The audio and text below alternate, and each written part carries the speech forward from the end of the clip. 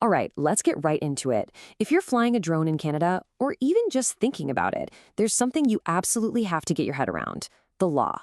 Think of it as the invisible rulebook for the sky. And honestly, understanding these fundamentals is your first real step to flying safely and legally.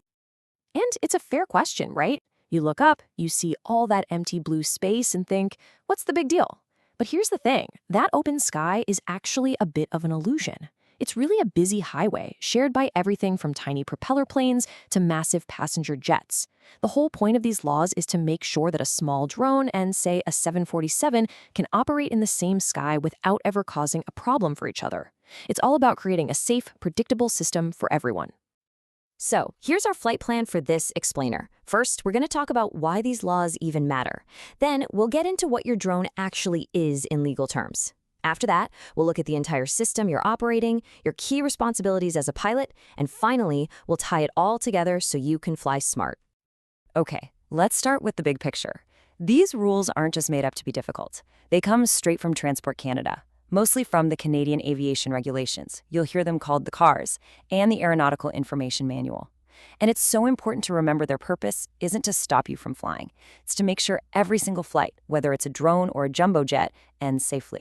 This right here, this is the whole point: safe integration. I mean, just imagine your drone is flying at, say, 300 feet. That could be right in the path of a small Cessna airplane flying low. Or if you're near an airport, you could be in the way of an airliner on its final approach. Every single rule we're going to talk about is designed to prevent those scenarios, to make sure everyone can share the sky without being a danger to each other. So now that we get why the rules are there, let's nail down what it is we're actually flying. Because in the eyes of the law, your drone isn't just a cool piece of tech. It has a specific legal identity, and that identity changes the rules you have to follow. The official term you're going to see everywhere is remotely piloted aircraft, or RPA. That's the legal official name for your drone. And the definition is pretty simple. It's an aircraft you can steer, but the pilot isn't actually inside it. That's it. This one simple definition is the foundation for pretty much everything else. Now, in Canadian drone law, there is one thing that matters more than almost anything else, and that's weight. This slide breaks down the two most important categories. If your drone is under 250 grams, it's a micro RPA. The rules are pretty minimal, but the second you cross that 250-gram line, all the way up to 25 kilograms, you're flying what's called a small RPA. And that's a whole different ballgame with a much more serious set of rules. But let's be crystal clear about those little micro drones. Fewer rules does not mean no rules. Not at all. Even if your drone is tiny, you are still bound by the single most important rule in the book. You cannot fly it in a reckless or negligent way. That means you have a fundamental duty to avoid putting people, property, or other aircraft in danger. So that idea of getting a cool shot flying next to an airplane, that's not just a bad idea, it's illegal. Full stop. And this brings us to something that trips up so many new pilots: the drone's actual takeoff weight. So let's walk through a really common scenario. You buy a drone that's marketed as being 249 grams, and you think, perfect, it's a micro RPA, so the rules are simple. But then, you get it ready to fly. You snap on some propeller guards for a little extra safety, maybe you put in a bigger battery to get more flight time, and suddenly, without even realizing it, your drone's weight has tipped over the scale. It's now 251 grams. And with those 2 little grams, you've just fallen into what we call the accessory trap. You have crossed a critical legal line. Your aircraft is no longer a micro RPA, it is now legally a small RPA. And that means a whole new set of rules just kicked in, like needing a pilot certificate and having to register your drone. When it comes to drone law, that final takeoff weight is everything. Okay, so we've defined the aircraft itself, the RPA. But, to actually fly it, you need more than just the drone. We need to zoom out a little and look at the entire system that you're in charge of every time you take off. The official term for this whole setup is the Remotely Piloted Aircraft System, or RPAS. And it's actually pretty simple. The RPAS is the drone, plus everything else you need to make the flight happen: your controller, the connection between them, the whole shebang. It's the complete package.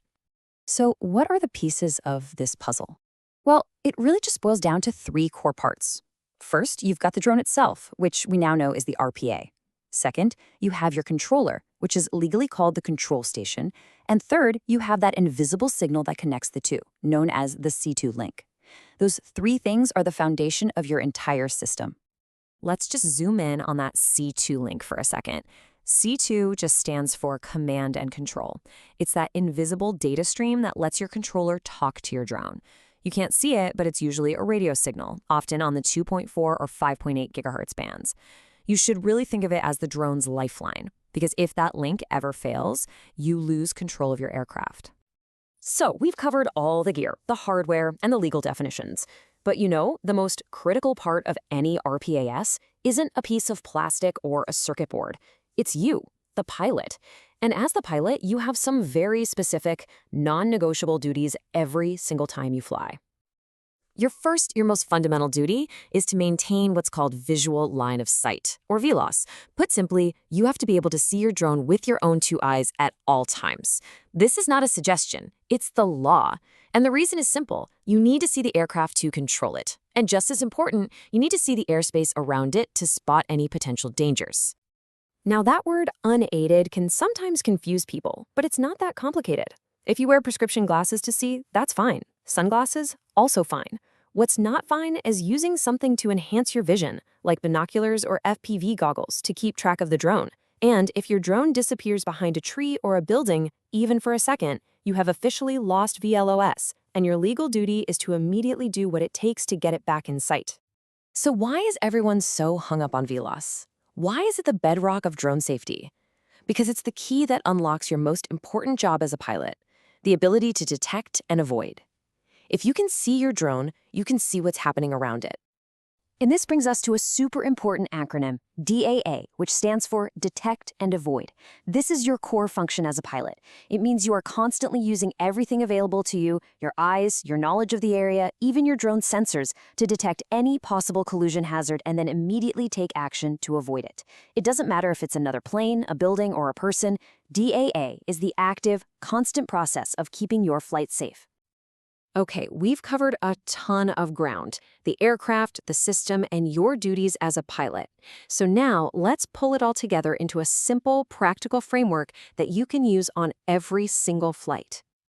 Think of this as your new essential pre-flight checklist. First, know your aircraft. What is its exact takeoff weight and its legal class? Second, understand your system. Are all the pieces of your RPAS, the drone, controller, and connection, working properly? Third, commit to your duties. Always maintain visual line of sight. And finally, from the moment you take off to the moment you land, make detect and avoid your #1 priority. Hey, remember that big open sky we talked about at the beginning? It should be pretty clear now why we need that rulebook. By really internalizing these concepts, the identity of your aircraft, the complete system you operate, and your duties as a pilot, you stop being just someone flying a gadget and you become a responsible aviator. You become part of the solution for a safe, shared airspace. So I'll leave you with this question. Now that you've got these building blocks, what's the first thing you're going to do differently on your next pre-flight check? Really think about it, because that one small change, that's your first step toward becoming a safer, more competent pilot. Thanks for watching. Fly safe out there.